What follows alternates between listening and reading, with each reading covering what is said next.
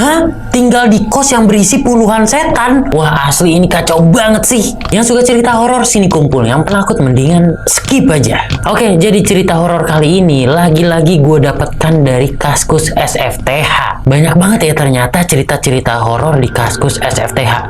Bagus nih, bagus.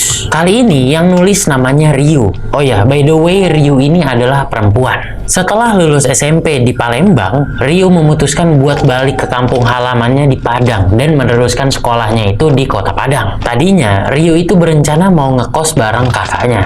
Tapi sayangnya sebelum itu terjadi, kakaknya meninggoy. Karena hal itu, akhirnya Ryu ini ngekos sendirian, sedangkan orang tuanya itu masih di Palembang.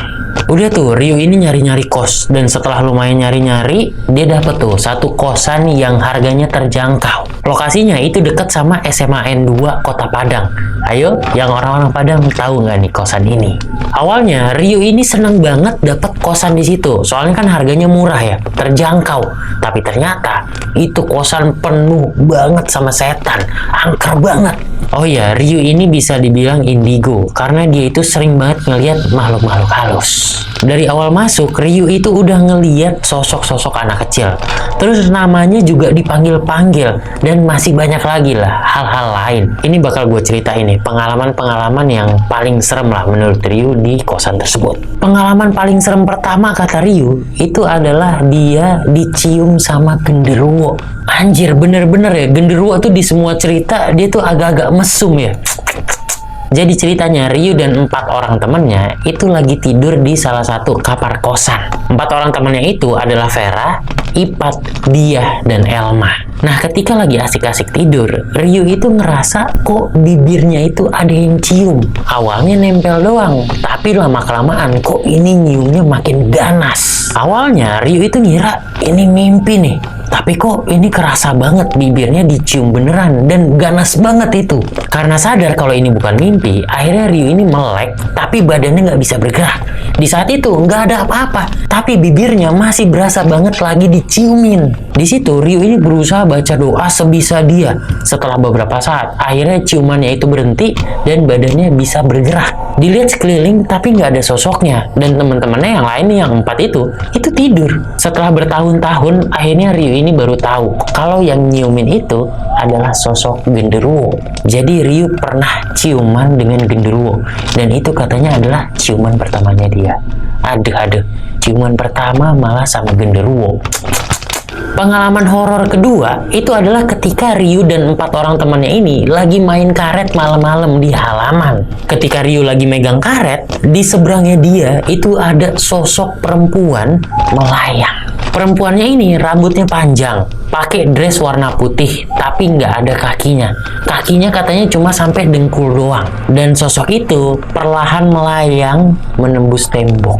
Ryu yang ngelihat itu cuma bisa bengong doang. Dia itu antara percaya nggak percaya sama apa yang baru aja dia lihat. Terus Ryu juga pernah dapat cerita dari anak kos yang baru aja ngekos di situ. Sebut aja yang cerita ini namanya Indah. Saat itu Indah lagi di dalam kamar kosannya dia. Dari jendela kamar kosannya, dia itu ngelihat ada Rani, Wike, dan 1 orang perempuan lain pakai jilbab itu lagi duduk di teras. Karena bosan, Indah ini nyamperin mereka. Tapi ketika lagi disamperin, ini tiba-tiba perempuan jilbab tadi itu menghilang. Indah nanya lah nih ke Rani sama Wike, tadi teman kalian mana tuh yang pakai jilbab? Di situ Rani sama Wike ini kebingungan. Temen yang mana ya? Orang kita dari tadi berdua doang kok. Indah yang ngelihat dengan jelas kalau tadi mereka itu bertiga dan yang satu lagi itu pakai jilbab, ya agak ngotot nih ke mereka. Ada kok tadi itu teman kalian pakai jilbab. Kemana dia? Tapi Rani sama Wike ini malah ngotot balik. Teman mana sih? Pakai jilbab apa? Orang kita dari tadi di sini berdua doang kok.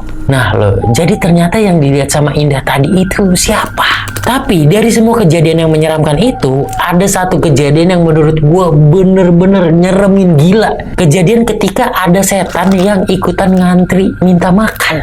Jadi di kosan itu karena isinya adalah perempuan semua, mereka itu sering banget masak bareng ataupun makan bareng. Nah, kejadian yang menurut gue paling serem itu adalah ketika Ryu ini lagi masak nasi goreng di dapur. Ketika Ryu lagi masak nasi goreng, itu kan kecium ya, aromanya semuanya ke anak-anak kosan.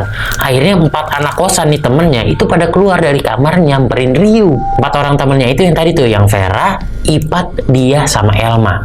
Mereka itu nyamperin Ryu, tapi baris gitu. Baris nyamping di belakangnya Ryu. Ryu pada saat itu masih masak nasi goreng. Ini 4 orang temennya yang di belakang pada nggak sabar. Ryu, buruan dong masaknya, cepetan. Aku pengen nyobain. Sambil masak, Ryu ini nengok ke mereka.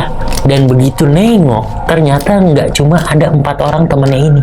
Tapi ada satu sosok lain yang ikutan baris di samping mereka. Di situ Ryu itu langsung sadar kalau satu sosok yang ikutan ini itu bukan manusia, melainkan setan. Tapi Ryu nggak berani menatap langsung mukanya, jadi nggak begitu dapat gambaran jelas mukanya itu kayak gimana. Yang pasti sosok yang ikutan ngantri ini adalah sosok perempuan, rambutnya lumayan panjang, umurnya mungkin seumuran mereka, dan pakai bajunya ya baju biasa. Dan yang paling bikin makin serem adalah sosok setan ini kepalanya itu ikut maju. Kayak ngelongok pengen tahu Ryu ini lagi masak apa. Anjir, merinding gue. Serem banget ya. Coba lu bayangin, lu lagi masak, terus tiba-tiba ada setan yang pengen tahu lu masak apaan dan ikutan ngantri mau minta makan. Ih.